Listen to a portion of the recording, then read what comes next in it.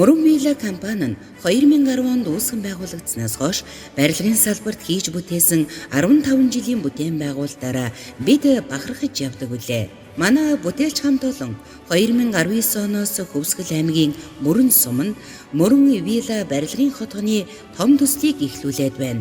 Төслийн хүрээнд бүрэн цутгамал технологиор 650 айлын 9 блок барилга, үйлчилгээний төв баригдахаас өнөөдрийн байдлаар 330 айлын 5 блок үйлчилгээний төвийг бүрэн ашиглалтанд оруулад байна. Манай компани инженер техникийн ажилтнууд өмнөө тавьсан зорилгоо хугацаанд нь чанартай хийж гүйцэтгэхээр шаргуу ажиллаж байна. За, сайн байцгаана уу эрхэм хүндэт үзэгчдээ. Автотелевизээс бэлтгэн хүргэдэг хобби нэвтрүүлгийн энэ удаагийн дугаар эхэлж байна. За, энэ удаагийн дугаарт нисэх онгоцны завгар сонирхогч, завгар цуглуулагч Батсангил оролцож байна. За, биднийг хүлээж авч гэртээ урьсан танд их баярлалаа. За, баярлалаа. Өнөөдрийн хувьд бол би үзэгчдэд нисэх онгоцны тухай мэдээлэл багцлж өгөх болсонтой баяртай байна. За, тэгээд түрүү нэвтрүүлгийн өмнө бит хоёр хэсэгхэн ингээд цуглуулгын тухай жаахан ингээд ярилцлаа. Маш сонирхолтой яриа болно гэдэгт би итгэлтэй байна. За, ингээд та бүхэнд бол харагдаж байгаагаараа бол энэ онгоцнуудаа ингээд төрөлжүүлээд цуглуулт юм байна. За, энэ хэсгийг харахаар бол би бол нэг иргэний нисэх гэж харж байна. Тийм ээ. Тэгээд тэр дотроо бол ерөнхийдөө нэг манад ашиглагдчихсэн нэлээ эртний загварууд болох юм давхар далавчтай онгоцнууд байх шиг байна. За, та тэгээд энд байгаа цуглуулгынхаа онцлогуудаас ярьж эхлэеч.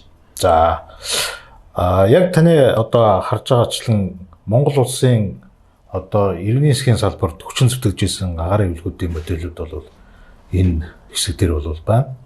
За, жишээ нь энэ онгоц маань бол АН2 гээд монголчуудын бүгд одоо хүмүүсийн сайн мэддэг царцаа ногоон гэж ярьдаг, ногоон онгоц гэж ярьдаг энэ давхар далавчтай онгоц байгаа.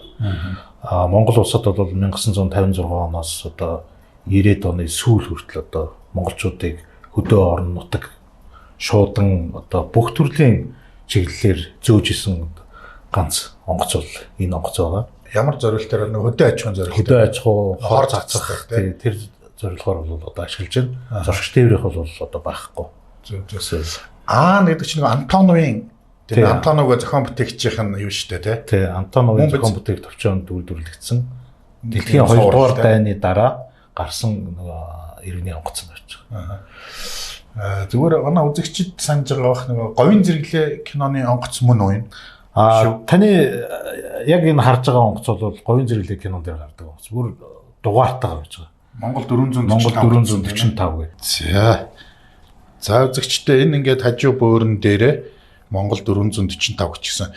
За, зүгээр бид нар бол кино үзэж байхдаа бол зүгээр яг энэ АН2 онгоц байна гэж харснаас биш дугаарыг нь бол хараагүй юм байна, тийм ээ. Тэгэхээр бол үзэгчид бас дараагийн удаа киногоо үзэхдээ энэ юуг нь бас нэг сонирхоод харчмаар юм байна, тийм дугаарыг нь. Энэ модель яг бодит юунаасаа нэг тэд дахин жижигсэн гэсэн тийм юм байх уу? Бага. Энэ бол жишээл хэд дахин одоо таны над барьж байгаа бол яг тэр тухайн моделийг нэгийг харьцах 72-оор 72 дахин багасгасан модель гэсэн үг. Энэ 72 дахин багасгасан. 72 дахин багасгасан. 48 дахин багасгасан. 72 48. За, одоо энэ дээр байна. Бүр жижиг одоо тав тэрийн. За, тийм барьж байгаа. За, наалаг ижил загварууд тийм ээ. Тий, яг нэг онгоцыг юу масштабаар нь багасгаад хийсэн. Энэ бол одоо хэд дахин? 144 дахин багасгасан. Энэ жил бол 144, энэ 72, наад чинь 48 байна тийм ээ. Тэгэхээр ер нь бол цуглуулагч нар болоод хүн тус бүр нөгөө өөрийн сонирхлоор цуглуулж эхэлдэг. Өөрөөр хэлбэл том байх тусмаа зай талбай хийцэлнэ. Том байх тусмаа зай талбай эзлэн нэгдүгээр, хоёрдугаар том байх тусмаа бас сүртэй болдог.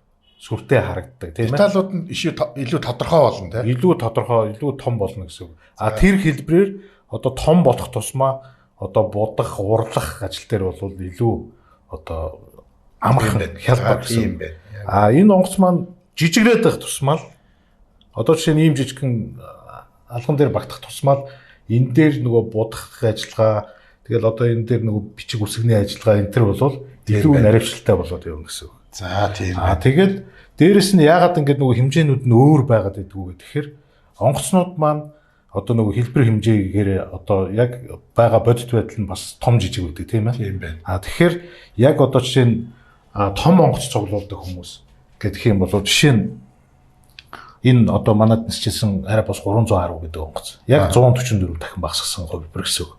Том онгоцнуудыг бол голцоо 144 дахин багасгасан загвараар хийдэг.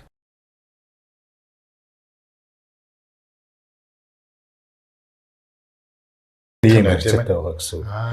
Тэгэхгүй одоо жишээ нь энэ онгоцны дэргэд энэ онгоцыг юм уу те 72 дахин багасгасан. Эсвэл 48 дахин багасгасан. Ингээд тавиад явахаар бас нэг жоохон амьдрал бодиттой биш харагдаад бодиттой биш харагддаг талтай. За тийм байна. Тэр утгаараа нөгөө масштаб гэдэг маань нөгөө цуглуулагч нарын хувьд бол их чухал байдаг. За нэгэн дээрээс нь явж байгаа учраас надад энэ нэг цаг их онцгой харагдаж байна. Бодвол энэ цаг бол онгоцны цаг гэж би бол тааварлаж байна. HS1 гэдэг цаг байгаа. Оросын одоо онгоцнуудад одоо саяхан та бүхэн ярьдаг энэ AN2 онгоц байна. Энэ AN24, 26 гэдэг онгоцнууд одоо мөн өөрсдийнх нь нөгөө пальтаны онгоцнууд гэдэг шүү дээ. Тэрэн дээр хүртэл үз. Байт юм уу? Тий. Одоо арай байдгүй үстэй. Энэ цагийг ашигладаг. Одоо ч гэсэн үү? Тий, одоо ч гэсэн. Орос онгоцнууд бол ерөөсөө энэ цаг юугаараа давуу талтай юм гэдэг тэгэхээр нөгөө юу секунд алддаггүйгээр маш нөгөө наривчлалтай заадаг. Тэрнээс гадна одоо энэ дээр бас нөгөө онгоц чинь яг одоо би жишээ нь энд явж байгаа секундны яваад хэлээ. Секундомер явж байна те. За би одоо баруун ирэхэд 1 минут баруун эргээд одоо жишээ нь суултанд орноос гэдэг юм уу. Энэ талын юмнуудыг бол энэ дээрээ бас давхар хянаад явчихдаг гэсэн. Тийм байна. Тэгээд энийг дараалал зогсохгүй. Тийм байна. Тий. Одоо дахиад аруул яаж байна. Тэгэхээр нойлчж байна. Тийм байна үзэгчтэй. Одоо жишээлбэл энэ чинь нөгөө нисэх гэдэг чинь өөрөө бас нэлээд нарийн ажил. Тийм биз. Тэгэхээр энэ дээр бол магадгүй хэдхэн секундын алдаа бол осолт үргэж болох учраас хугацааг бол маш нарийн хэмжээний шаардлага гарч ирж байна.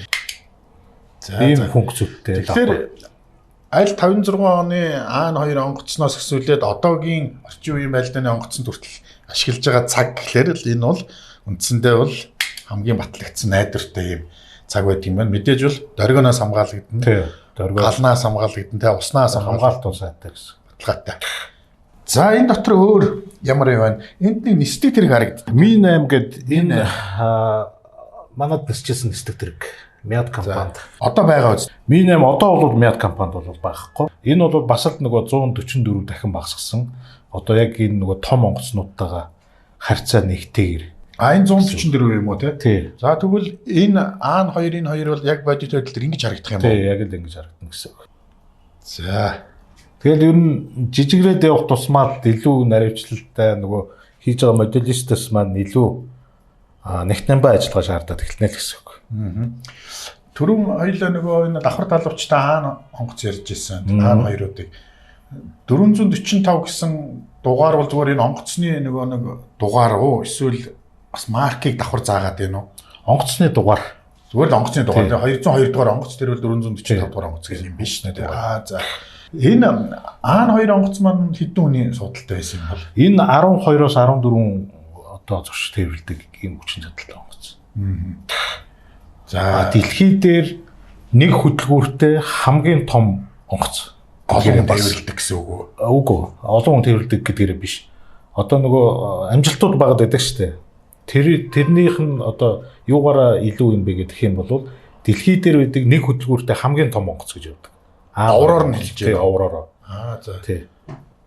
Нэг хөдөлгүүртэй анзаарсан бол нэг ийм сэнсд хөдөлгүүртэй тэнгүүтээ AN2-оос өшөө том онгоц болж хараагүй байх гэж байна. Нэг нь бол хамгийн том нэг хөдөлгүүртэй. За яг тэгж харьцуулж үзээгүй юм байна. За Mi8 маань хэдүүн юутэй багтаамжтай байдیں۔ За Mi8 бол 26 хүртэл бол ер нь хүн зочиг сууж болдог. Тэгэхээр бид нар чинь нөгөө нэг десантных гэл нөгөө шөхөрч хайдаг 26-д энэс бараг 2 дахин илүү шахуу юм биш үү AN2-оос. Тийм ээ. Тэгэхээр одоо хөдөлгүүрийн хүчин чадал яригдах гэж байна уу? Тий, хөдөлгүүрийн хүчин чадал. Адилхан хоёлаа. Одоо энэ чинь нэг хөө хоёр юутай хөө хоёр хөдөлгүүртэй хөө. Яг чирж байгаа чинь бол энэ том нь үз.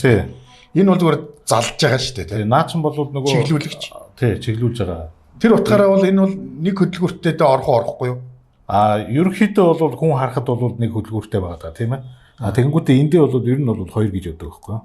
Эндээ сенс тэрэлт хөдөлгүүртэй гэж боддог юм. За тэр хэмжээгээр эн чинь бол илүү 2 дахин илүү хүн тээвэрлж байна тий. Ачааны дагц бол ямар энэ онгоц чинь бол поршн төлөвлөгөөртэй байхгүй.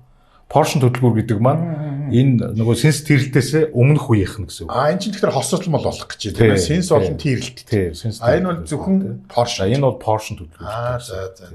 Тэгээд өөрөө эн чинь нөгөө 56 онд гарч ирсэн 56 онд манайх ашиглаж эхэлж исэн өөрөө дэлхийн 2 дугаар дайны дараахан гарсан онгоц байхгүй.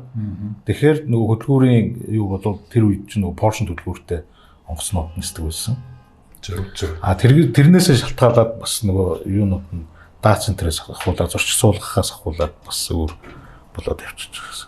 За энд нэг онгоц нүдэн тусч байна. Бас СССР ихсэн байна. Энэ бодвол бас Оросд үйлдвэрлэсэн онгоц юм шиг байна тийм ээ. Энэ Яковлев гэдэг тий зохион бүтээгчид. Яковлев ч нь бол Эхорны дайны үеийн шнөөгч онгоцнууд ч дайгч онгоцнууд тийм ээ. Шнөөгчүүд байж байгаа.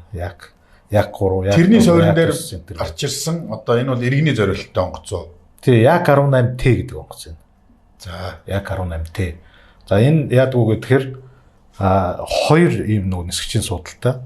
Манайх чинь монголчууд нөгөө нисгч нараа социализмын үед нөгөө Оросд бэлддэг байсан. Тэгээд нөгөө Аан 2 онгоцон дээр гарахын тулд энэ онгоцон дээр манай нисгч нар дадлага хийчихсэн мэт. Агарт гарч. За. Энэ юугаар нь харахад бол энэ бодит гэж үзэх юм бол урд нь 2 нисгчийн суудал байна. Ард нь нэг 3 хүн юм уу суучгаар зай байна тийм. Тэгэхээр энэ бол үндсэндээ сургалтын сургалтын онгоц гэсэн. Багш нар энэ төр араар нь сууч байгаа тийм ээ. Тэгээ нөгөө курсантуудаа суулгаад, нисэж шалгаад тэгээд ерөнхийдөө манай нисгч нар бол энэ онгоцон дээр голцоо яг тэр төгссөн байдаг. Яг 18Т. За энэ доотлын энэ аанууд бол аан хоёрууд бол ямар ялгаа байна? Одоо дээдлийнхаа юунуудаас бол ерөнхийдөө бодвол ялгаа авахгүй. Нэг адилхан онгоцнууд. За гэхдээ миний хувьд бол Монгол улсад нисчихсэн одоо аграа үлгүүд байгаа шүү дээ. За тэрийг яг одоо тухайн өнгө будгаар нь бүгдийг цуглуулахыг хичээдэг. Одоо бол яаж юм гэхээр үндсэндээ аан 2 гэдэг онгоц бол зурган дээр л үлдчихэж штэ. 2D хэмжээсээр гэсэн үг штэ. Тэрийг яг зүгээр 3D маягаар яг өөртөө ингээд модельээр болгоод юуч зөв хадгалж байгаа. Яг зүгээр одоо би ингээд ажиутлаас нь ингээд харахаар бараг ялгаа алга. Удаас нь ингээд харахын алдад энэ нэг далавч хоорондоо энд нэг юм нэг одоо ган татлаг маягийн юм уу тий. Нэг тороосон юм татлаг маягийн юмнууд байна. Энд бол гэтэл харагдахгүй байна. Эсвэл энд байсныг хийгээгүй юм уу? Эсвэл энэ арай өөр үүрэг зорилттой юм байна вэ? Ган татлаг. Ер нь бол энэ татлаг бол байдаг. За энд ч байдаг юм уу? Бага гэсэн үг. Тэгэхээр миний нөгөө нэг дөрөв яриад байсан модель бол нөгөө томрох тусмаа илүү нөгөө чимэглүүр ажлуудыг хийхэд их амархан болдог гэдэг чинь энийг яриад байгаа. Одоо жишээ нь энэ дээр бол нөгөө татлагуудаа хийцэн байгаа даа шүү дээ. Энэ онгоцон дээр эсвэл бүр энэ дээр гээд ингээд явахаар нөгөө татлагыг хийхэд их чимэглүүр тэгээд бас нөгөө төвхтэй болоод тийм байна. Ер нь зүгээр энэ ган татлагны үүрэг бол зүгээр энэ хоёр далавчийг тэнцвэржилж гинөө хол үүрэг нь тийм ээ. Бэхэлж гин гэсэн үг үү? Ачаалтыг тэнцвэржүүлж гэсэн үг байна тий. За зүгээр би энд бас нэг түрүүний юм анзаарлаа. Өмнө нь ч бас ерөнхийдөө бас анзаарч ирсэн. Энэ сенсний үзүүрүүд нэг юм шар байх юм. Тийм ээ. Энэ ямар учир вэ? Шар өмчөө өөрөө нөгөө анхааруулах, хүний анхаарлыг татах тий. За анхааруулах гэж ойлгогддог. За тий. Тэгээд дээрэс нь энэ нөгөө сенс чинь эргэх үедээ бас хүний нүдэнд харагддаг талтай. Тэгэхээр шар одоо бодгон тэмдэглэгээтэй байна гэдэг чинь одоо бас нэг сенсний хүрээ маяг шүү гэдгийг харуулж хүрээ маягийн үүсгэж бас анхааруулах маягаар энэ шар тэмдэглэгийг бол хийдэг онгоцнууд төр. За зүгтээ. Энэ бол одоо энэ онгоцны эднэр бол нөгөө энэ далавчны үзүүр энд вэ шүү гэдгийг магадгүй өөр хүмүүст мэдээлэл өгж гинөө тий. Энэ бол яг зүгээр юуны гэрлүүд байдаг. Арай навигацийн гэрлүүд. Та хэрвээ анзаарах юм бол зорилго нь ямар юм одоо зүгээр далавчны хязгаарыг харуулдаг юм шиг. Хязгаарыг бол ерөнхийдөө харуулна. Орой нөгөө шөнийн цагаар гэх юм бол онгоц ирж шүү. Энэ онгоц урдаас ирж гин үү эсвэл бол цаашаа явж гин үү гэдэг одоо чиглэлийг зааж өгдөг гэсэн. Яг гэвэл одоо энэ талынх нь бол улаан өнгөтэй байгааз. Одоо энэ үзүүр бүр үзүүр дээр гэрэл байгаа юм шүү. Энэ талынх нь бол жишээ нь ногоон өнгөтэй болоод явчихдаг. Тэргээрээ энэ онгоц маань наашаа ирж гин үү? эсвэл цаашаа явж гин үү гэдгийг нь одоо бас тийм байна. ялгадаг гэсэн үг. Онгоц бол харьцангуй хол зайд явах учраас тийм ээ энэ гэрлэлээр дохио гэж мэдэгдэж мэдээлэл өгч байсан үг шүү дээ тийм ээ. За хоёлаа энэ хэсгээс ийшээ шилжих гэж байна. Танд магадгүй миний энэ цуглуулганы энэ дотроос нэг энэ нэг юм онцлог энийг заавалчгүй хэлнэ гэсэн онгоц юу. За хоёлаа бол давхар далавчтай гэсээргээд энэ хэдийгээ нэрээр ирмэс орхисон байна тийм ээ. Эдгээр чинь бол бас аанууд шүү дээ тийм ээ. Тэгэхдээ аан 24. 24. За энэ онгоцнууд бол одоо мэдээж бол 2 хөдөлгүүрт гэдэг рүү ороо явчих бах. Тэгээ 2 хөдөлгүүртэй сенситивлэлт хөдөлгүүртэй. За 50 зорчигч энэ хэдэн төрөл байна? Миний харж байгаагаар лав 2 байна. Эсвэл 3 4 байна уу? За энэ болохоор аан 24 ирвэ. Аль нь энэ миний баруун гарт байгаа нь? Тий, таны над барьцсан 2 бол хоёулаа ирвэ гэдэг онгоц. Энэ хоёулаа юу? Тий. За. Энэ бол аан 24 Б гэдэг онгоц. Б гэдэг нь арай эртний гэсэн үг. За. Тэгээд дээрэс нь юутай ирвэ гэдэг нь болохоор бас нөгөө нэмэлт хүчтэй хөдөлгүүртэй гэсэн үг. Та хэрвээ хөдөлгүүрээрээ ялгарч хэлж байна тийм ээ. За. Одоо энэ хэсэг байгаа даа. Хөдөлгүүрийн арын хэсэг энэ хэсэг утаа гардаг хэсэг нь зөвхөн энэ хэсэг. За. Энэ хөдөлгүүрийн. За. Эннийх байхгүй байгаа. За тийм байна. Тэгэхээр наа чинь бол нөгөө хүчтгсэн хөдөлгүүртэй илүү одоо бас чадaltaй гэсэн үг. За магадгүй энэ хүчтгсэн хөдөлгүүрийн үүрэг бол байх хэрэгтэй шүү дээ онгоцсон тийм ээ. Тий. Гай болж энэ тал нь онторчвол яах юм те. Наа чинь бол яг ингээд байнгын юу байгаа байхгүй те ажилуулдаг байхгүй. Яг нөгөө одоо хөөрөлт үлдэх үед юм уу ашигладаг. За. Тэгэхээр үл яг ер нь зөв бид нар киномын дээр харж байхад юм хос хөдөлгүүрүүд нэг нь онторчлаа энэ төр гэдэг. Тэгээ нэгээрээ яваад идэг энэ төр бас тал байдаг те. Тэгэхээр бол үндсэндээ нэг талын хөдөлгүүрээрээ ядахна бууна гэсэн үг те. Ер нь бол 2 хөдөлгүүртэй 2 болон 2-оос дээш хөдөлгүүртэй агаарын үлгүүд бол туршигдсан байдаг. Амьдрал дээр. Энэ чинь нөгөө нэг юунд яг ашиглалтанд одоо нөгөө зурш тээврийн гэдэг юм уу эсвэл үйл ажиллагаанд ашиглалтал бас тэн дээр чинь нөгөө юунууд явдаг штэ. Нөгөө шалгах тест хийх ажлууд явдаг штэ. Тэгэхээр тэр бол бүгдөө шалгагдсан байж байгаа. Тэгэхээр энэ онгоцнууд бол нэг хөдөлгүүр унтарсан ч гэсэн нэг хөдөлгүүрээрээ одоо тодорхой хугацаанд өөрийгөө аваад явчих. Одоо эдгээр маань бол үндсэндээ дандаа зорчигч тээвэр байна уу? Ачаа тээврийн зорилттой байна уу? Энэ бол ачаа тээврийнх. Цөөхөн цонхтой байхыг бодоход тийм ээ. Тийм юм шиг. Аан 26 гэдэг онгоц нь ардаа юм нэг рамптай. Тийм байна. Одоо энэ талаас онгоогоод тэгээд одоо манад байна уу яг энэ онгоц нисэж байгаа?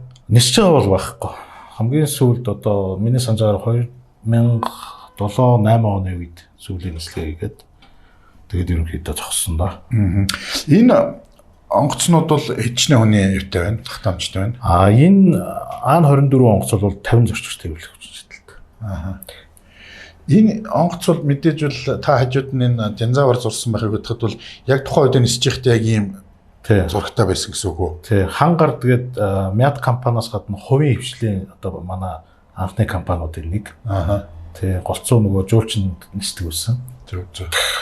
Тэгэхээр бол үлэг гөрүүл бол ерөнхийдөө бас Монголыг илэрхийлэх нэг зүйл тийм ээ. Үлэг гөрүүл бол угаасаа нөгөө Монголын говьд их нутаг нь байсан гэдэг утгаараа бас тухайн үед бол мундаг маркетинг л хийжсэн юм шиг. Тийм байна.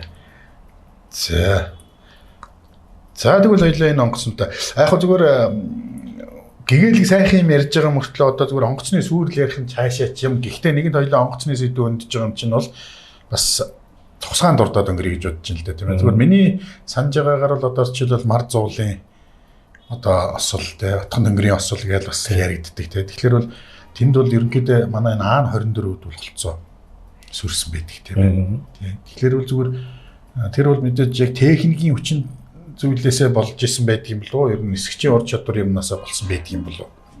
Яг зүгээр дүгэлтүүд уншаад байж хат бол нөгөө хүний хүчин зүйлээс шалтгаалсан зүйл их байдаг юм уу тий.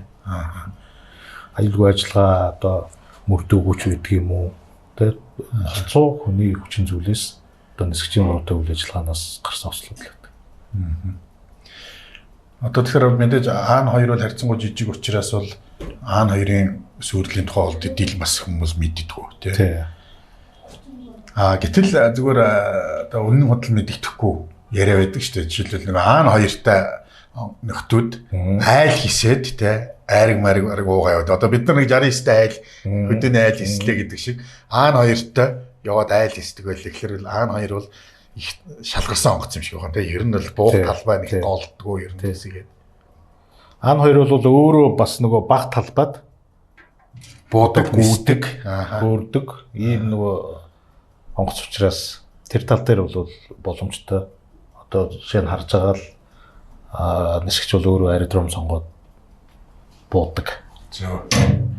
Боломжтой. За манай хобби нэвтрүүлэг үргэлжилж байна. Өнөөдрийн нэвтрүүлэгт маань бол нисэх цагаар сонирхогч, нисэх цагаар цуглуулагч Батсангил оролцож байна. За ингээд хоёулаа дараагийнхаа хэсэг рүү шилжиж. За.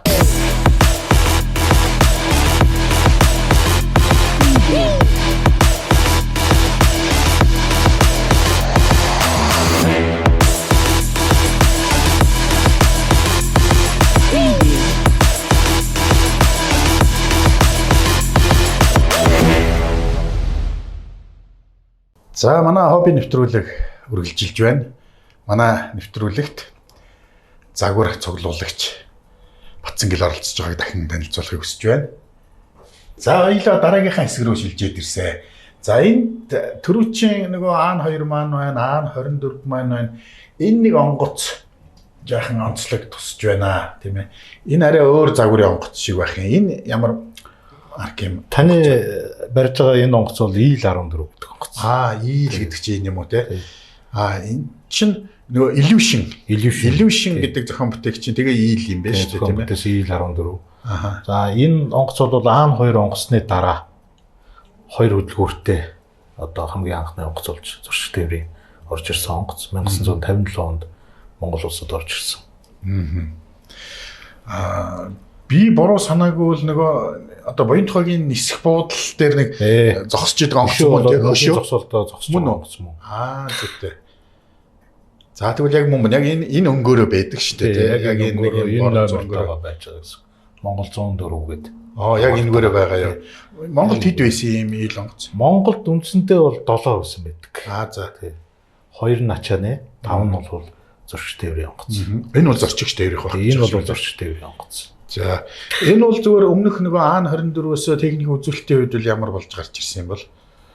Аан 2-ын дараагийн одоо нөгөө юу 2 хөдөлгөөртэй аан 2-ыгаа бодох юм бол бас нөгөө холын зайд явахаар онгоц. Тэгэхдээ хөдөлгөөрийн үед бол бас яг адилхан поршн хөдөлгөөртэй гэсэн. За. Тэр үеийн онгоцнууд бол ерөөсөө мэдээж поршнтой байсан. Сенситивлд хөдөлгөөрлөө хараахан орж амжаагүй байх үеийн 2 хөдөлгөөртэй онгоц гэсэн. Тийм байна. За. Зорчигчийн үед бол хэдэн зорчигчтой яваа? Зорчигчийн үед бол юунаас хамаарат самтынхаа нөгөө зохион байгуулалтаас хамаарат 30-аас 40 орчим зорчигч тээвэрлдэг байсан байдаг тухай да. Зүйтэй. За түрүүн зүгээр энэ нэг хөшөө болоо зогссон гэдэгтээ залгуулад хэлэхэд миний санаж байгаагаар Мятийн үүдэнд бас яг нэг аан зогсож идэг тий. Мят компани үүдэнд бол бас аан 2 онгоцыг мөнгөний зогсоолсон байдаг тий. Хөшөө болгоод явуулсан байна. Зүгээр тэр нийтэд үзүүлэх зорилгогүй байсан байх. Яагаад чи намайг очиход би нэг Мят дээр ажиллаар очиход байжгаад би тэгээ сонирхоод очсон чинь хаалга онгорох байсан байхгүй. Тэгээ би бүр хаалгын онгойлгоод ороод урд нисгчийн суудал дээр очиж суугаад тий. Тэгээд хүн амт хөөхнөөр яах вэ гэдсэн чинь намайг хүн анзаар. Тэгээд энэ дотор чи би нэг жаахан зураг мураг авч байгаа тэгээд нэг гарч ирж байсан шүү дээ. Тэгэхээр яг зүгээр би ингэх гээд байхгүй одоо Мятийнхэн энийг зүгээр ингээд яг онгоц чигээр нь зүгээр ингээд зогсоод хөшөө болгож байгаа орн те бас тодорхой хэмжээний бас үзэгчдэд үзүүлвэл одоо манайхан ч нэг селфи хийх энэ бас сонирхолтой шүү дээ те. Тэгэхээр тийм зорилтоор энэ төр ашиглаж болдгоо юм болов. Одоо надаас бол жишээл зааж 5000 төгрөг өгөөд дотор нь ороод одоо сайхан зураг хөргө ахуул мохолгүй би дуртай байна. Харилцааны чиглэлээр. Нөгөө талаас энэ чинь түүх штэ тийм үү. Тэгээд энийг бас нэг хүн ажууд нь зогсоод ийм тийм гээд бас нэг тайлбарлаж ивэл яадаг юм болоо гэж байхгүй. За энэ бол одоо хаалгууд нонгод баха тий. Энэ бол одоо онгохгүй ус бүх юм яг л үзмэр маягаар дүнжлээ тавьсан байж. Яг нэг авууштай юм нь бол биднэрт одоо бас яг энэ онгоцнууд маань яг тэр чигээрээ хөшөө болоод бас үлдсэн байгаа даа. авштай байхгүй. Одоо энэ онгоцыг хэн мэдэж гин гэхээр таны үеийнхэн, миний үеийнхэн одоо бас мэдээд байгаа шүү. Тэгэл одоо биднээс доош хүүхдүүд бол мэдэхгүй байхгүй. Юу штэ нөгөө Улаанбаатар төмөр замын депогийн гадаа нөгөө нэг нарны зам дагуу нөгөө зүтгүүрүүдийг ингээд нэг тавьсан байгаа шүү дээ тийм болоод. Энийг одоо тийм юу хийх тийм боломж байдаг юм болов? Одоо жишээлбэл нисэх онгоцуудаа бүр гоё том задгай талбай дээр те яг ингээд бас он дараалгаар нь байршуулаад. Тийм юм байдаг. Яг уу тийм яриа байна уу? Энэ бол нөгөө иргэний засгийн одоо салбарын удирдлагуудын шийдэх асуудал болчиход байна л та. Тийм үү. Тэгвэл яг уу бас юу явж л байна. Тийм яриа байгаа юу? Бас нөгөө хөшөөнүүд маань нэг нэгээр нэмэгдэж л байна. Яг гэвэл сая өнгөрсөн жил Буян тухай олон улсын нисэх бодлын гадаа жишээ нь Яг 18А гэдэг одоо нөгөө сургалтын онгоц байна. Тэгээд Ми 4 гэдэг л одоо манад нисчихсэн нисдэг дээр энэ хоёрыг бас авч тавьсан л да. Хөшөө болгож. Хөшөө болгож. Тэгэхээр ерөнхийдөө бол яг хөө зүгээр нисгийнхний дунд ямар ч үсэн ингээд нэг талдаа бөөгнүүлээд ажиллагаа бол явж л байгаа л гэж ойлгож байна. Тийм байна. Тэгэхээр бол зүгээр санаа нь бол одоо нэг нь Буян тухайгийнхаа тэр орчныг тэгвэл тийм ээ. Ер нь зүгээр тэгмээр санагдаад байна. Одоо энэ тийм тэр ингээд орхигдсон онгоц байдгал бошоохон шиг олонний хүртэл болгоод хөшөө болгоод тэгээд залчмаар юм байна те. Тэгээ бүгдийг нэг дор ойролцоо ингээд тавиад явуулдаг хайтаа харагдал. За тэгээ ингээд синстэй онгоц явж ирсэн аа энэ хүрээд синсгүй болоод эхэллээ. Бодвол энэ тийрэлт онгоцнууд орж ирж байгаа шиг байна тийм ээ. Тий. За энэ бол ямар гэчин маркийн онгоц нь вэ? За энэ бол Туу 154M гэдэг онгоц. За Туу 154 манай Тополио гэж зохион бүтгэж байна. Тополио онгоц. Тополио онгоц. За тэгээ энэ одоо бас юугаараа одоо давуу талтай гэх юм уу хүмүүсийн сонирхол татдаггүй гэхээр иргэний агарын тээврт ашигласан хамгийн анхны тээвэрлэлттэй онгоц гэдгээр бас төгөнд бичигдэж байна. За тэгж таарах гэж байна тийм ээ. Тийм байна. Бид нар ч бол ерөөсөө дандаа л нөгөө арчилсан нэг юм гарахаас өмнө бол дандаа нөгөө Оросоос юунууд авдаг л шүү дээ. Тэгсэн бүгдийг нэг бол тэнд хийх байлаа. Машинуудаа 154 Туу 154 гэдэг чинь юу 154 зорчигчтэй болоод ирсэн үү эсвэл өөр байна уу тэр зүр? Тэгээ зорчигчийн багтаамжаас бол хамаараагүй. Тий. Энэ бол мэдээж бол А24-тэй бол харьцуулахгүй болно. Тий, наа чин 120-оос нэг 140 орчим зорчигч бол тээвэрлээ. Нөгөө нэг сагварын хувьд бол энэ бол лав бараг 144. Бид нар чи яагаад гэвэл өөрөө нөгөө уг онгоц нь том, хэмжээнд том байдаг учраас одоо жишээ нь яг эднэртэй адилхан 72 гэсэн хэмжээгээр явах юм бол дахиад одоо энэс ч тэгээд нэг иймэрхүү хэмжээтэй болж эхэлдэг. Тийм байна. Тэгэхээр онгоцны нөгөө модель гэдэг маань одоо машин байдаг юм уу, танк байдаг юм уу, тэрийг бодоход нөгөө эзлэх талбай овор хэмжээ ихтэй байдаг. Тэгэхээр одоо нөгөө том хэмжээний онгоцнуудыг бол масштабыг багасгаж гэдэг. 144 дахин багасгаж. За энэ хоёр маань бол хоёулаа ижилхэн. За тэгээд энэ бол Boeing 727 гэдэг. Энэ Boeing болоо гэж байна уу? Монголд бол нөгөө солонгосчууд анх бэлгэлсэн шүү дээ. Яг уу айлч салбарт ер нь тийм баг. Одоо жишээ нь иргэний засгийн салбарч бай, онгоц үйлдвэрлэлийн салбарч бай ингээд явахад бол тухайн үед үйлдвэрлэж байгаа онгоцнууд бол ер нь бие биетэйг их ойролцоо төстэй байгаад.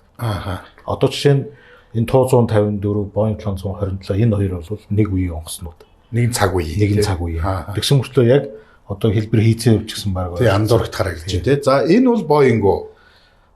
Airbus 310 гэдэг. Airbus. За энэ нь бол Boeing 737 гэдэг. За тий. За одоо ингээд ороод ирэхийн алдад бол түрүүн тэр нөгөө Туу 154 Boeing дээр энэ нэг агаарын хоолой юм шиг байгаа тий. Энэ дээр нь хөдөлгүүрэлтэй. Хөдөлгүүр юм уу дээдлийнх нь үү? Энэ юу вэ? Энэ хоёр онгоцны хувьд бол 3 хөдөлгүүртэй онгоцнууд. 3 хөдөлгүүр гэж байна. За. Одоо зүгээр энэ хоёрыг үзэгчдэд яа л да. Энэ хоёулаа Boeing тий. Тэгэхэд энэ бол өмнөх үеийнх нь Boeing. Тэгэхээр бол энэ нэг 3 юу бол агаарын бие хоолой гэдээсэн чи гурлаа хөдөлгүүр юм байна. Тэгэхээр 3 хөдөлгүүрт гэж явах юм байна. Тэгээд яг 3 хөдөлгүүрийн утааны хэсгүүд нь энд гэж харагдаж байна тий. Ерөнхийдөө энэ маань бол хөдөлгүүр нь эндээ байдаг гэсэн үг. Тийм байна. Их бие дотроо. Энэгээр бол агаар сорж ороод ийшээ ингэж доошоо буугаад хөдөлгүүр рүүгээ ороод ингэж тийм байна. Гэтэл энэ сүүлийн үеийн Boeing-ууд бол хөдөлгүүр нь далавчин дээрээ болж орж ирсэн байна тий. Энэ сүүл хэсэг дээр биш. Ийм шийдэл рүү орж ирсэн байна. Энэ ийм ялгаа байна. Тэгэнгүүт эн чин нөгөө Airbus чинь бас яг тийм шийдэл рүү ороод ирж байгаа юм те зэрэгцээд. Тий.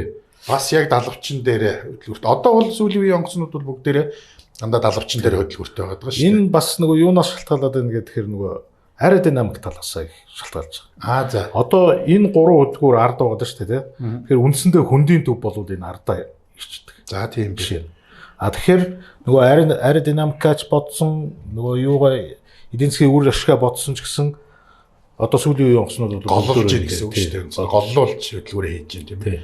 Тийм байна. Тэр чинь бол яг араасаа бүх юм одоо хөөж явж ийн тийм ээ. Энд бол дундаасаа хөдөлгүүр чи одоо бас хөрхөн жинтэй шүү дээ. Тэгээд тийм байна. Тэгээ бүх хөдөлгөөрөд ард гэдэг явахаар бас тэр тал дээр нөтөл байдаг. За тэгвэл эндээс эхлээд бол Airbus чинь бол Европод үйлдвэрлэж байгаа.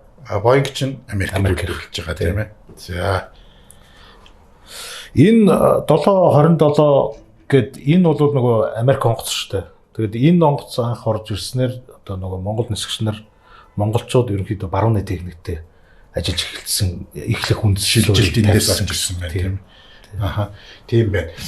Энэ дээр бол одоо 124 байсан бол 154 байж байгаа шууд Boeing руугаа шилжээд үүнээс хойш л одоо үндсэндээ манай нисгч нар бол дандаа Airbus юу хоёр дээр Boeing хоёр дээр нисэж байгаа. Одоо Airbus бол манад бол юун дээр Air Монгол компани авч जैन. За сүүлд бол Mongolian Airways авлаа, EasyNet авлаа. Тэгээ одоо бол Монгол ашиглаж байгаа үүдүүд гэх юм бол Embraer ашиглаж जैन манайх. Тэгээд Airbus, Boeing гэсэн энэ гурван төрлийг л голчж ашиглаж. Тоогоор наваад үзвэл аль нь илүү олон тоотой Boeing байна? Boeing нь арай олон байна уу?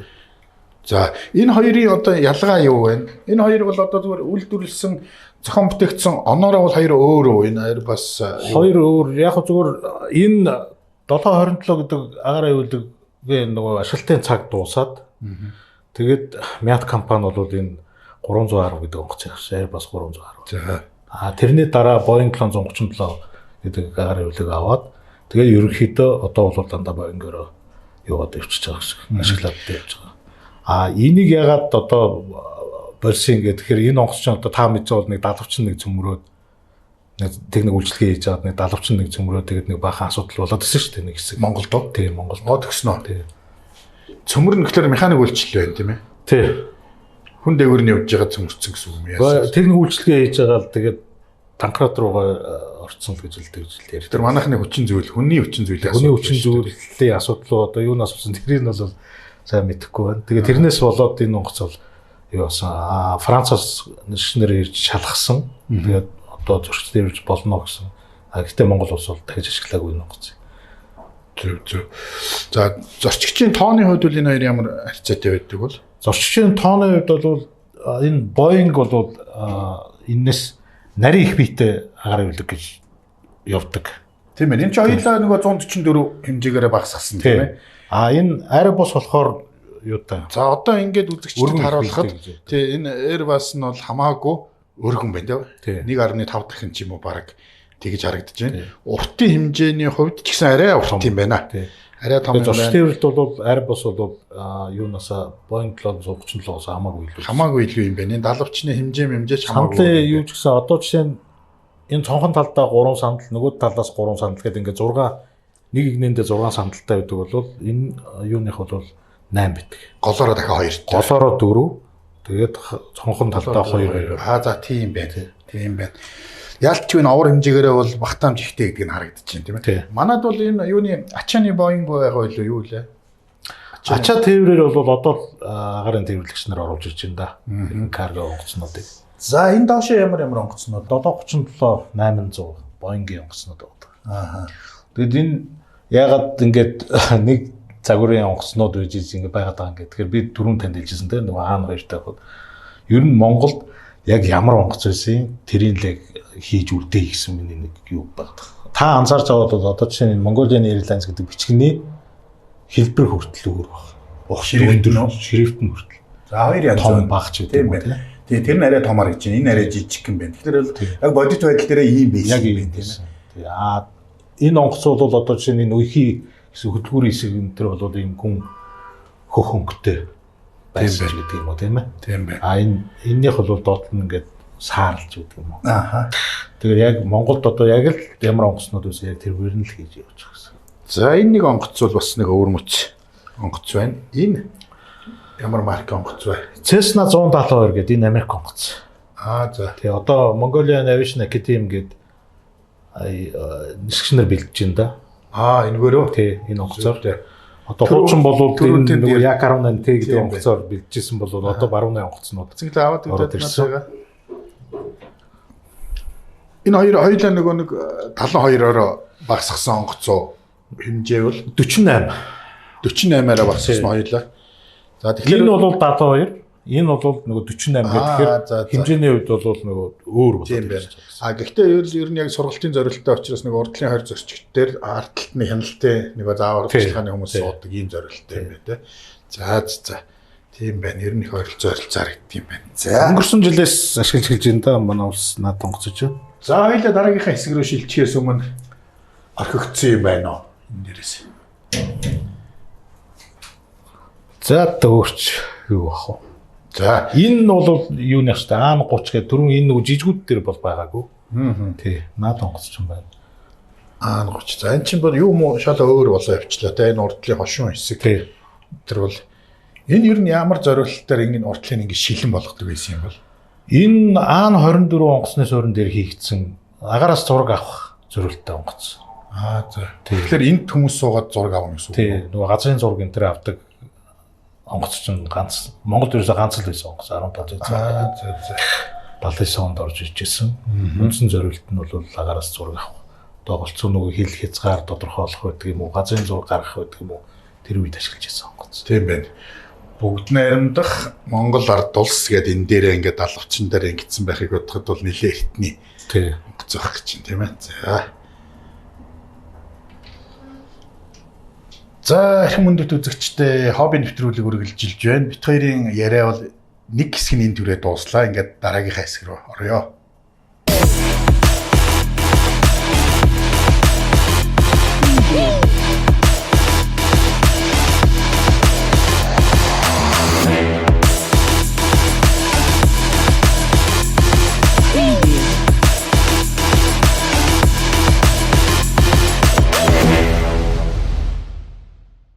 Мөрөн Мила компани нь 2010 онд үүсгэн байгуулагдсанаас хойш барилгын салбарт хийж бүтээсэн 15 жилийн бүтээн байгуулалтаараа бид бахархаж явдаг үлээ. Манай бүтээлч хамт олон 2019 оноос Хөвсгөл аймгийн Мөрөн сум нь Мөрөн Вилла барилгын хотгоны том төслийг эхлүүлээд байна.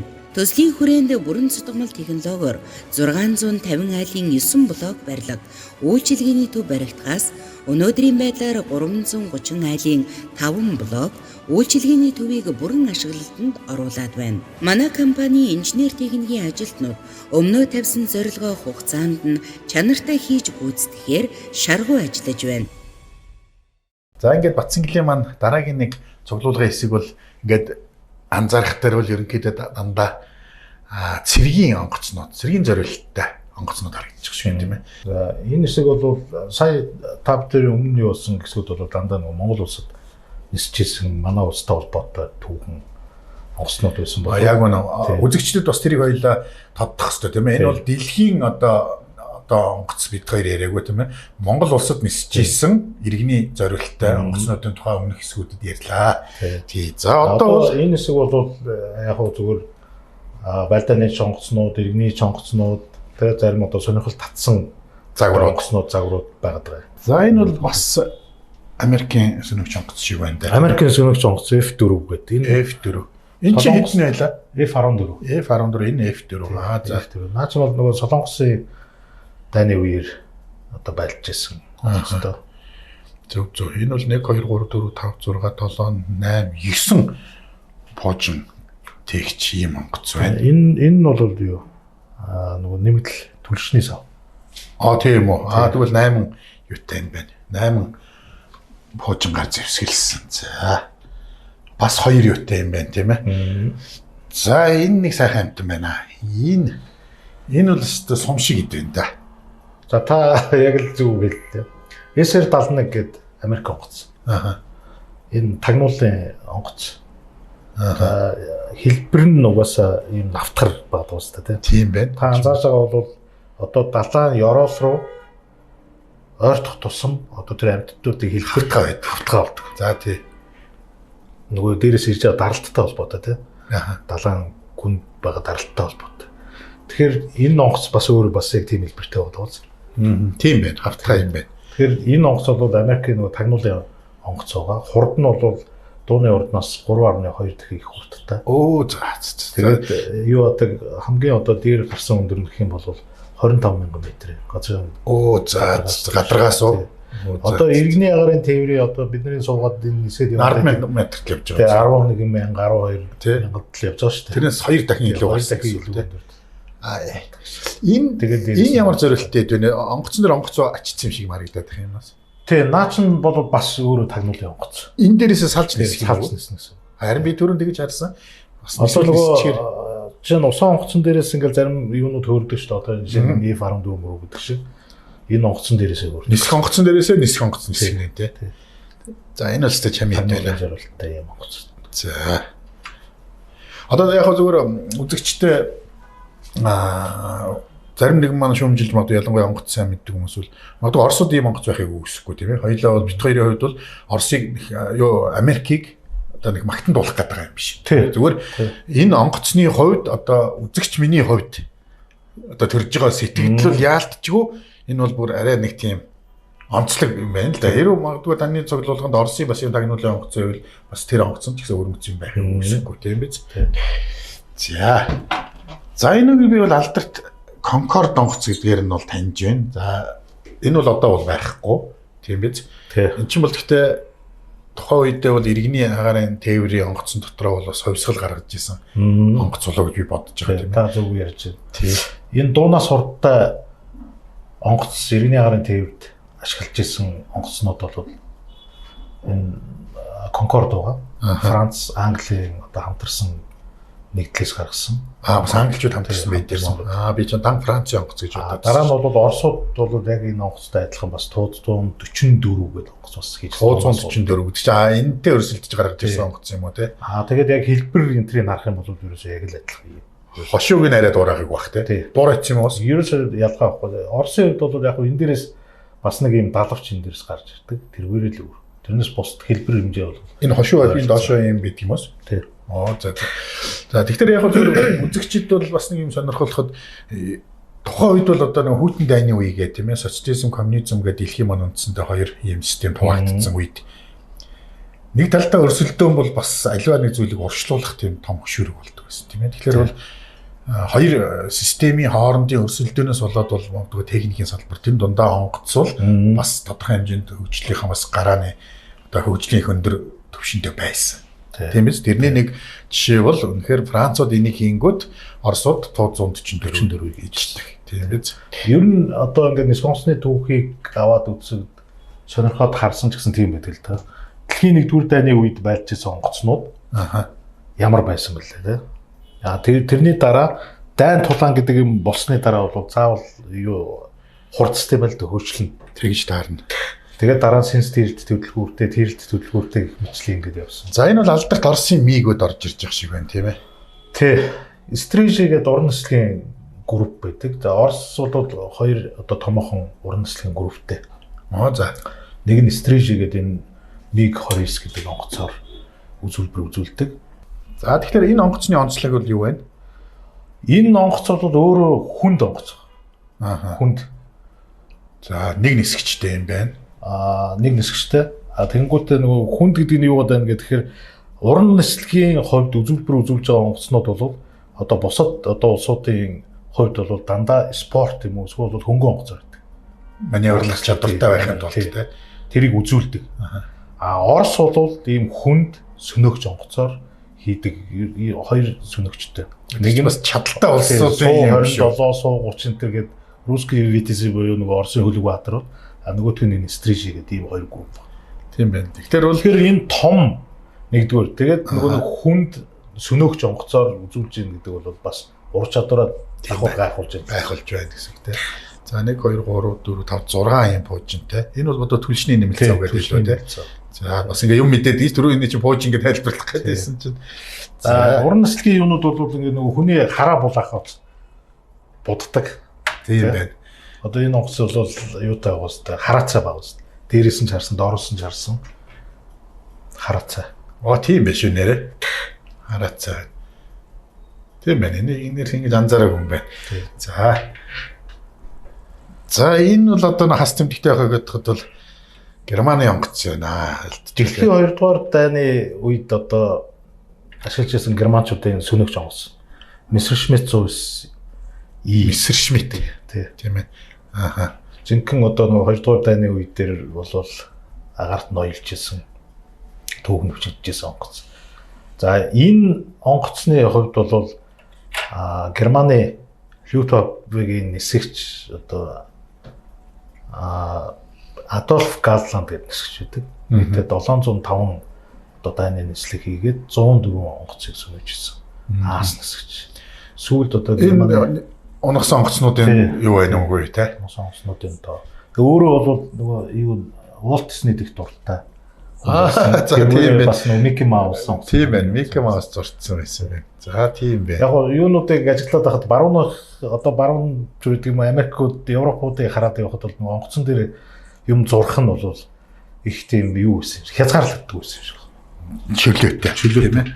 Чөлөөтэй. За зүйтэй. За энэ суу 27 гэдэг суу 27 сүнэгч онгоц.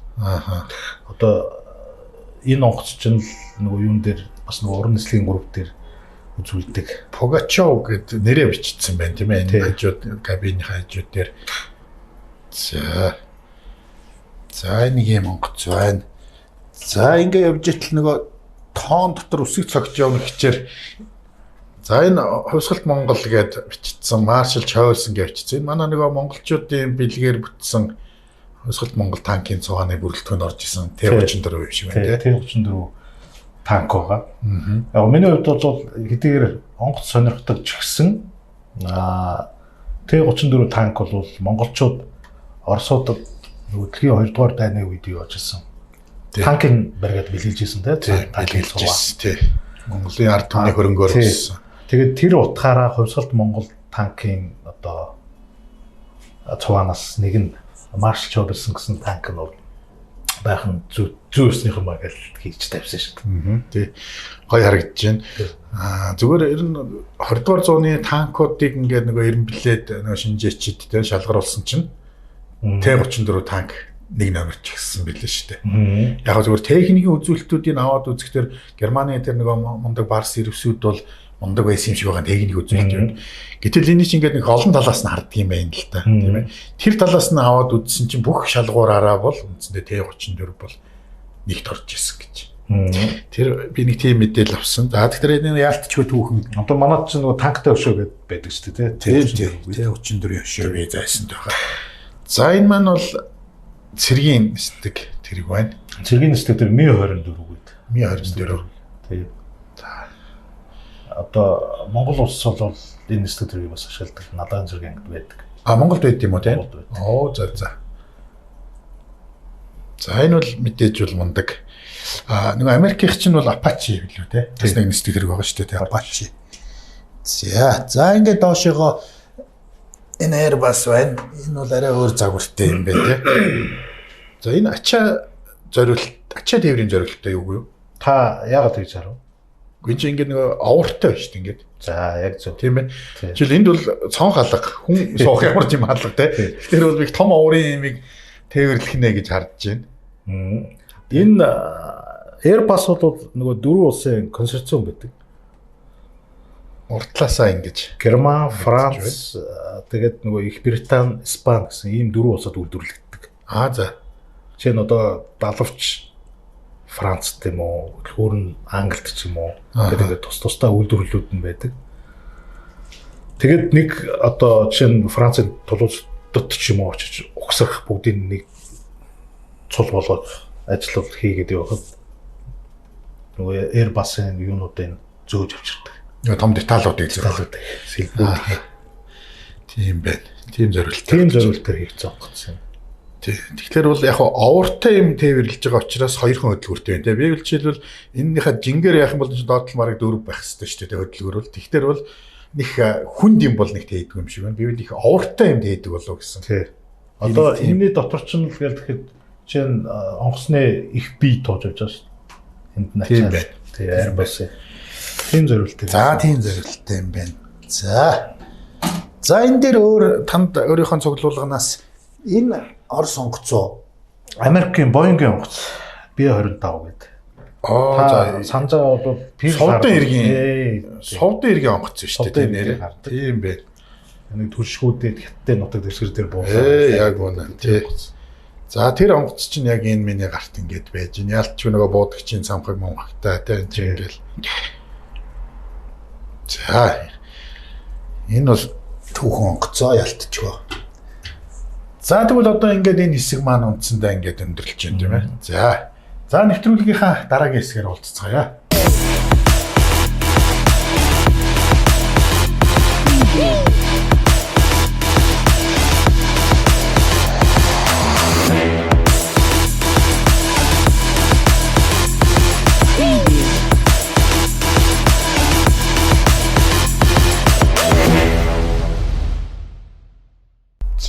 За ингээд ийшээгээ явах гэж явах шиг байна. Тэ эднэр бол бас По2 По2 гэж сонсч байсан хүмүүс нэлээд сонссон баг. По2 гэдэг чинь тий. Тэр чинь тэгэхээр иргэний зорилтоор бас байдаг шүү дээ тий. По2. Поликарпов гэдэг сургалтын зорилтоор иргэний зорилтоор янз янзд ашиглаж байсан. Тэр шөнийн бөмбөгдөнд бас ашиглаж байсан энэ онгоцыг түүхэнд тийм байдаг. 30 онд орж ирсэн үү? Дэлхийн 2 дугаар дайны үеийн онгоцоо тэрнээс өмнөхөн орж ирсэн. 1932 онд орж ирсэн онгоц Монгол улсад.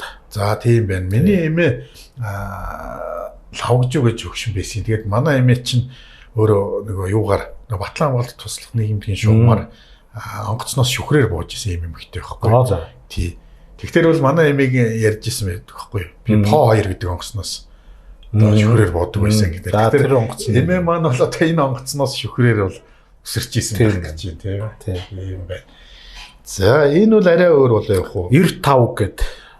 Манайх тээврийн одоо эскадрилд болцоо ашиглаж ирсэн. Бас одоо байлдааны үүрэг гүйцэтгэж ирсэн. 1933 онд Монгол улсад орж ирсэн. За энэ дайрагч сөнөгч онгоцнууд болоод эхлэв. Ил-2 гэдэг нөгөө алдарт телевизний тий Ил-2 нисдэг танк гэдэг чинь энэ. Шаа өгч явчихжээ энэ дээр. Шаа өгч онгоц. Манайд 1945 онд орж ирсэн гэдэг. Монгол улсаас Ил-2 гэдэг онгоц ашиглаж ирсэн. Хоёр юутай ардаа буудагчтай тий араас чинь онгоцны нэг сул тал бол ардталт шүү дээ тий. Ардаа онгоц оруулчихлаар бол айгүй хүнд болчдөг тий. Урдаасаа буудаж урж болоод байдаг. Урдаасаа бууддаг. Тэгэхэд бол энэний юу бол арийнхаа онгоцыг буудах нь тий.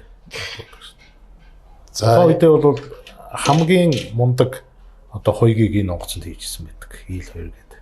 Одоо та хэрвээ одоо нисхийн хажууд Ил-14 онгоцны өшөө үдгээ та ярьлаа шүү дээ. Яг тэр онгоцны чинь одоо хажууханд доод талд нь энэ онгоцны их биеийн үлдэгдэл байдаг. Тийм үү? Одоо ч гэсэн одоо ч байдаг. Та очих юм бол бас тэрийг анзаарч хараарай. Тэр яасан болоо тэнд авч тавьсан бэ те? Яг нь манайх өөрөө нөгөө Ил-2 онгоцтой байсан. Тэгээ тэр онгоцноос үлдсэн юмыг нөгөө нисхийн мүзий байгаа шүү дээ. Тэрнийхээ гадаа бас нэг хэсэг нэрээ байхгүй учраас хэсгийг авчиад тавьчихдаг. За. За энэ бол ямар онгоц вэ? Яковс гэдэг онгоц. Яковлев сөнөгч онгоц. Тэгээ манайд энэ хоёр бол нэг цаг үеийн онгоцнууд. Нэг цаг үеийн онгоцнууд. Нэг онд орж ирсэн байдаг. 1945 онд орж ирсэн. За энэ онгоцнууд ингээд энэ юу вэ? Бас Яковгүй. Лавчкны онгоц. Латав гэж. Тий, лавчкн гэдэг онгоц. Лавчкны. За энийг ямар учиртай хийсэн гэхээр Монгол түрүүн бит хоёр нөгөө танк ярьсан тий. Тэрнтэй холбоотой нөгөө Монголын ард түмний хөрөнгөөр бүтээгдэж биелсэн. Хоёрдугаар дайны үед Оросуудад хөгжүүлсэн одоо нөгөө сөнөөч онгоцны эскадрил багтаа. Монголын ард түмний бэлэг. Тий. Тэгээ Мангоский арат гэд тэр утгаар нь хийлээ. Ла таваад байсан юм байна шүү дээ тийм ээ. За энэ бол манай нөгөө налахад нисчихсэн онгоцнууд ороод ирэх шиг боллоо тий. Одоо ингээд нөгөө тэр төвдгүүртэй болоод зэрэг иргэний нисгч нь хоёр хэсэг болоод хөгжлийнхөө түүхэн явцад тэрнтэй холбоотойгоор налахын цэргийн ангид ашиглаж ирсэн сөнөөгч онгоц. МиГ-17 гэдэг сөнөөгч онгоц 1970 оноос манайх ашиглаж эхэлсэн байдаг. Налахын тэр нөгөө спортын ордны хажууд юу байдгийг шүү дээ. Энэний хөшөө байдаг гэдэг шүү тий. За одоо бол энэ бол Монголд бол ингээд хөшөөл болоод хөшөөлж ирсэн байна. За энэ ямар онгоц вэ? МиГ-21. МиГ-21 тий. Асад мөн адил налаан зэрэг ингээд ашиглаж ирсэн. Монгол улсын батлан хамгаалах салбарт ашиглаж ирсэн юм онгоц. За би энэ алдарт Катюшаг бол бодвол бас нисдэг төрлийн зүйлийг тээвэрлэдэг гэдэг утгаар нь яасан болоо гэж бодож байна. Энэ чинь үндсэндээ тээвэрлэх хөдөлгөөр буужин бод шүү дээ тийм ээ. Би бол тэгээд энд одоо байрлаж байгаа юм болоо гэж ингэ таалаа. Зөв. Германчуудад дэлхийн 2 дугаар дайны үед ерөөсөө сэхэл өгүүлгүй гинт гарч ирсэн юм чинь Катюшаг гэдэг байна шүү дээ. Үндсэндээ бас дайныг эргүүлсэн гэж ярьдаг тийм ээ. Дайныг тий. Энийг олзлох гээд кино байдаг шүү дээ тийм. Энийний төлөө өстой хичнээн цэрэг амиа алддаг шүү дээ. Энийг бүтэн олзлуулахгүйгээд тэгээ хамгийн сүүлийнхний нэг чинь дэлбэлээд юу ч үлдээлгүйгээр устгадаг шүү дээ. Анзаарсан болвол би онгоц сонирхдаг. Тэгэхдээ тэн дээр яг холбоотой юмнууд гэдэг тэр нэг танк, нэг юм Катюша байд. Тийм байна. За болж байна. Яг хөө зүгээр хувийнхаа энэ явцсан юмыг ярих нь жаахан онцгүй байна. Тэгэхдээ зүгээр энэ их олон онгоц хараад бас сэтгэл хөдлөөд нэгэн зүйлийг бас хэлхээс аргагүй бол юу гэхээр би өөрөө багасаа нисэх одоо тийм ээ нисгч болно гэж айгүй их мөрөөддөг. Тэр хэрээрээ би одоо нисхийн юм зогрууд цуглуулж чадаагүй зүгээр зургнууд их цуглуулдаг. Тэр үеж орсон сэтгүүлүүд л байлаа тийм. За тэгэл нэг сансрын нисгчдийн зургнуудыг цуглуулдаг. За сонин дээр тим хиймэл дагуул хөөрөглөөгт нь тэр мэдээг хүртэл авч хайчилдаг ийм одоо сонирхолтой хүүхд байлаа. Харамсалтай нь энэ хараа муудаад ингээд нисэх тэр мөрөөдөл маань бол өнгөрсөн. Одоо зүгээр би ингээд хаяа нэг онгоцон цугаад нисэхэд бол үнэхээр догдолдог. Тийм яагаад чи тэр нэг багаасаа нэг агаар тэнгэрлөө ус тэмүүлж явсан тэр маань эдгээр өөрөө бариад нисэгээгүй ч гэсэн нисэж явна гэдэг өөрөө их сайхан мэдрэмж. Гоё мэдрэмж. Тийм учраас би өнөөдөр Батцангилийнхаа энэ их олон онгоцон дунд байгаадаа би өнөөдөр их азтай байна. Миний багын бас нэг хүсэл мөрөөдөл маань багхан ч болтоо биелж байна. Тий. Баярлалаа. За ингээд нэвтрүүлгийн маань энэ цуглуулгатай хэсгийг ингээд өндөрлүүлье.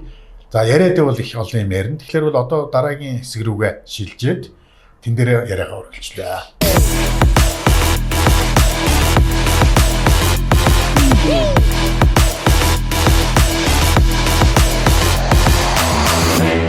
За манай хобби нэвтрүүлэг үргэлжилж байна. Өнөөдрийн манай нэвтрүүлгээр нисэх загвар сонирхогч, нисэх загвар цуглуулагч Батцангил маань оролцож байгаа. Ингээд нэвтрүүлгийн дараагийн хэсэгт ер нь яагаад энэ нисэх загварыг сонирх болов? Тийм ээ, олон загвар байх. Байгаа шүү дээ, автын загварууд байна.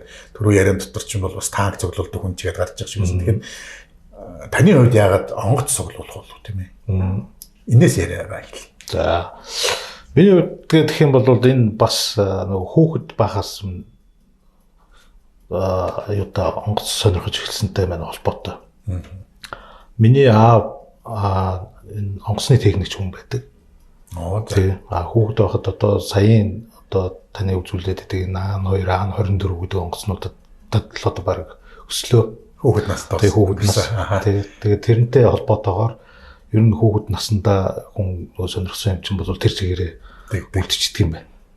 За тэр утгаараа би тэгвэл их олон жилийн хобби юм шиг энэ бол. Тий. Тэгээд дараа нь би өөрөө нисэх хүн болсон.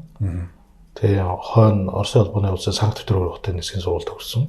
Тэгээ ямар мэргэжилтэй? Би нисэх буудлын удирдлага гэсэн мэргэжлэр төгссөн. Ерөнхий нисхийн салбарт ажилладаг. Тэнд оюутан байхдаа одоо яг энэ нөгөө моделизмын чиглэлийг бол сонирхож эхэлсэн. Тэгэл одоо 20 гаруй жил оролцож байна да. Ер нь одоо энэ тань шиг ийм нисэх загвар сонирхдаг хүмүүс хэр олон байна? Ер нь сонирхчид бол байдаг. Тэгтээ бол одоо яг тийм хангалттай хэмжээнд бол бас хараахан түгэнд дэлгэрээгүй байна л да. Одоо та нарын ерөнхийдөө ийм загвар сонирхдаг хүмүүсийн ямар нэгдэл байна одоо? Facebook-ийн групп ч байдаг юм уу? Тэгээ одоо бол бас тийм хүмүүс бол байна. Бид бүхэн нөгөө сошиалоор сонирхлоороо одоо хоббигоороо нэгддэг цаг үе болсон ба шүү дээ одоо. Та ийм сонирхдаг байсан, би таныг танихгүй байсан ч гэсэн яг сонирхлоороо нэгтгэждэг. Ямар нэртэй групп? Mongolian Scale Plastic Model гэсэн ийм групп байдаг манай. За. Тий. Тэгээ тэрэн дээр бол хүн болгон одоо нөгөө пластикаар гэдэг одоо хоббинуудаа бүгдөө хийсэн бүтээлүүдэд тавиад ингээд явдаг. Дан ганц онгоц гэхгүй танк байна, автомашин байна, цэргийн техник байна гэх мэтлэнгээр ингээд хүмүүс сонирхлоо юмудаа хийж байгаа. Их сайхан байна. Өнөөдрийн манай нэвтрүүлэг бол Батцангилийн маань гэрээс үргэлжилж байгаа. Батцангил маань ажлынхаа зав зайгаар бол гэртээ ингээд нэг өрөөгөө ийм гоё урлан болгоод ингээд төгчүүлээд ингээд явдаг. Тэгэхээр нэгэн танаа гэрт ирсэн юм чинь та гэр бүлийнхнээ бас нэг тавьж хэлцүүлээч. За би эхнэр 3 хүүтэй хамт амьдардаг. Тэгээ эхнэр маань бас иргэний засгийн салбарын хүн байгаа. Тэгэхээр нарийн болгоо асуучихад өөр салбараас аваагүй иргэний засгээс авдаг юм яварч. Тэгээ онгоцтой холбоотой юу вэ? Тэггүй яах тэгээд одоо хот төлөвлөлт эхнэр хүртэл засгийн салбараас авчлаа тий. Тэгэхээр улааны засгийн хобби гэж хэлээс хамт ажилладаг болохоор. За 3 хүүхдүүд дотроос одоо энэ загвар сонирхох шинжтэй хүүхдүүд юу вэ? Охин хүү юу вэ? Нэг хүүтэй, 2 охинтой. За хүү бол одоо бас яг одоо адилхан сонирхож эхэлж байна. За тэгээ одоо бол арай бага байна. Тий. Дөнгөж сургуульд ороод явж. Тэгтээ сонирхол бол байна. Тэгтээ эрэгтэй хүүхдүүд угаасаа машин техник сонирхолтой тий. Тэгээд хажууд нь дээр нь чинь юм нисэх загварын юм байхлаа. Бас нөлөөлдөг юм байна шүү дээ. Одоо яг ингээд хийгээл явж байгаа. Тэгвэл бас энэ загварын бол цааш үргэлжлүүлэх хүнтэй л байгаа юм байна тийм ээ. За ингээд нүдэн дээр ингээд их гоё загварууд байгаа юм л да. Тэгээд зүгээр дээрээс нь ихлээр сонирхоод яасан. Энэ ямар очтой юм байт юм бэ? Энэ болохоор нөгөө хүмүүсийн бодол гэдэг нь болохоор нөгөө нисэх загварын нэг суурьтай модельүүд байгаа гэдэг шүү дээ. Одоо жишээ нь энэ дээр байгаа юм тийм. Энэ бол нөгөө үйлдвэрээсээ сүмнэрний зорилт. Сүмнэрний зорилттой. Үйлдвэрээсээ нөгөө бүх бодог шунхтай бүх юмтайгаа гарч ирдэг. Энэ пластик модельтэй бол ерөөсөө бүгдийн нөгөө усраад одоо энэ ширээн дээр тавьчих. Ерөөсөө ийм хөл ингээд дистанцаараа ингээд дүрэлдэг. Ямар бодоггүй юм бэ тий энэ. Тэгээ өнгө бодог бол байхгүй. Тэгээд тухайн нөгөө моделист маань өөрөө одоо яг ямар багаар үлэг болох юм, ямар чиглэлээр бодох юм тэрийгээ бодох гэсэн. Энэ бол дээр нэг гоёлууд байна тийм ээ. Эднийг хайчлаад наана гэсэн үг тийм. Эднийг бол хайчлаад наана гэсэн.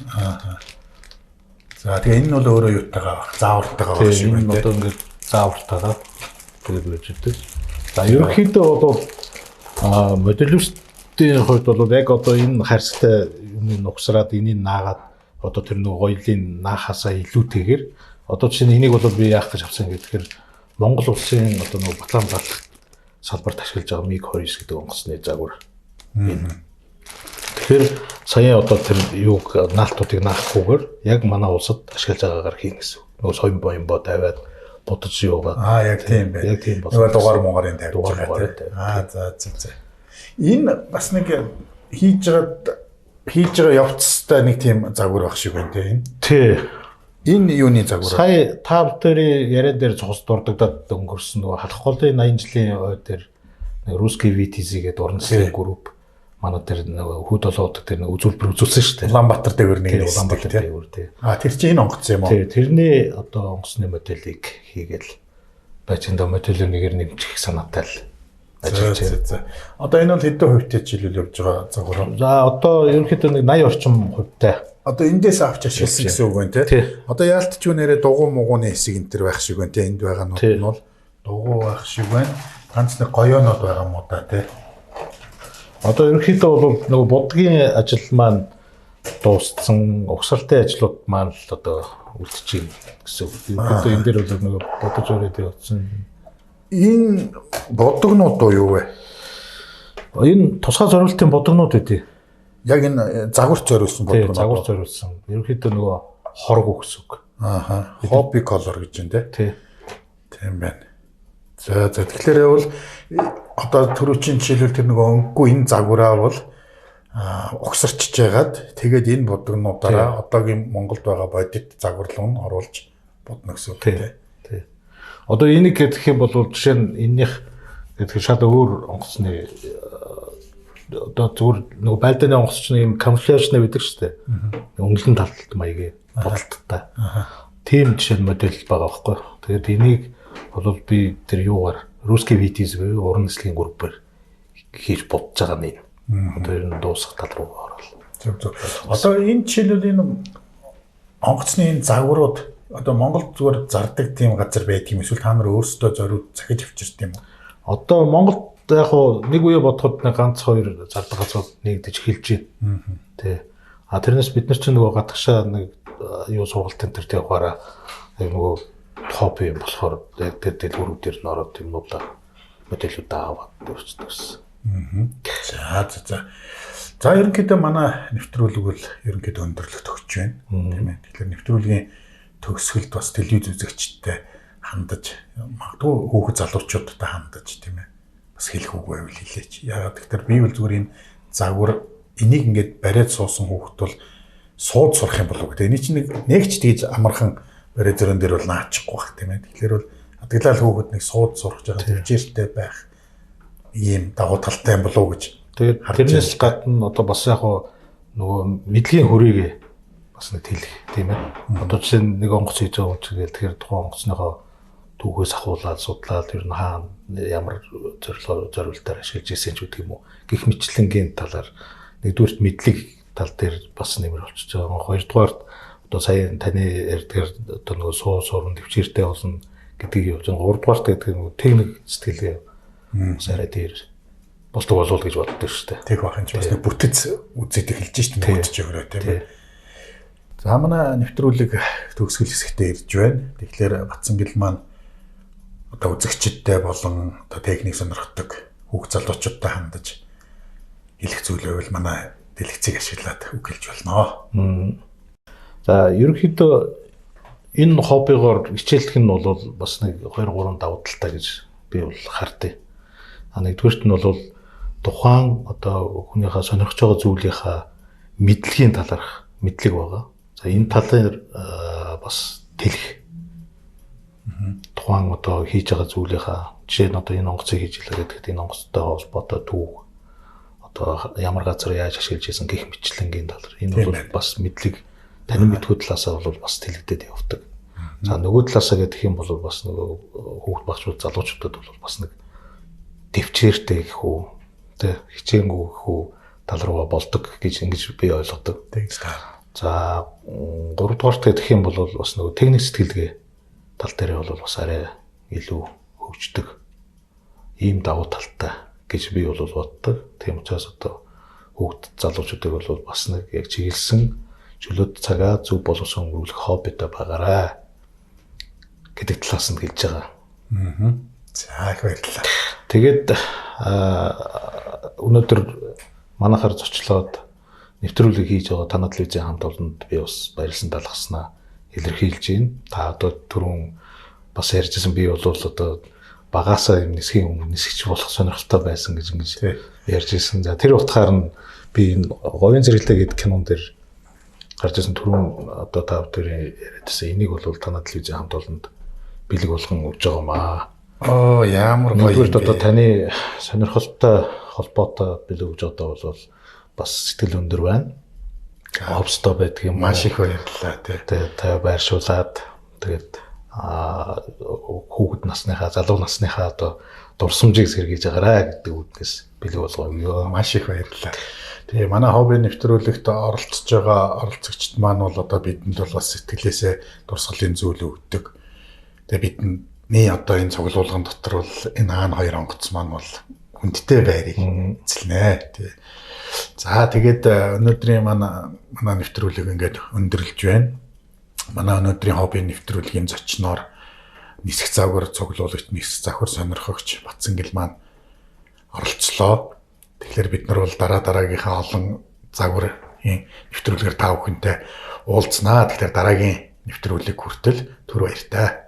Мөрөн Мила компани нь 2010 онд үүсгэн байгуулагдсанаас хойш барилгын салбарт хийж бүтээсэн 15 жилийн бүтээн байгуулалтаараа бид бахархаж явдаг үлээ. Манай бүтээлч хамт олон 2019 оноос Хөвсгөл аймгийн Мөрөн суманд Мөрөн Вилла барилгын хотгоны том төслийг эхлүүлээд байна. Төслийн хүрээнд бүрэн цутгамал технологиор 650 айлын 9 блок барилга, үйлчилгээний төв баригдахаас өнөөдрийн байдлаар 330 айлын 5 блок үйлчилгээний төвийг бүрэн ашиглалтанд оруулад байна. Манай компани инженер техникийн ажилтнууд өмнөө тавьсан зорилгоо хугацаанд нь чанартай хийж гүйцэтгэхээр шаргуу ажиллаж байна.